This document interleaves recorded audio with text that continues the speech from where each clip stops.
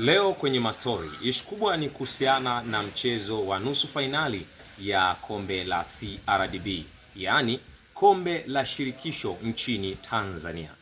Nusu fainali ya kwanza itawahusisha Young Africans dhidi ya Azam FC, matajiri kutoka Chamazi.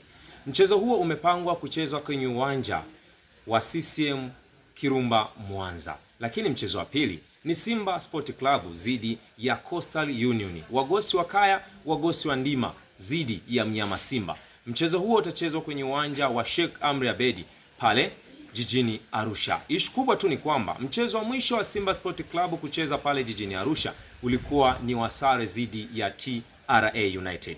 Lakini kwa Yanga Africans, mchezo wao wa mwisho kucheza kwenye uwanja wa CCM Kirumba waliibuka na ushindi wa mabao 3-0 dhidi ya Pamba Jiji. Stori kubwa kwa Azam FC, wote viwanja hivi ni wazoefu na wameshawahi kucheza mara kadhaa kwenye hii michuano ya CRDB.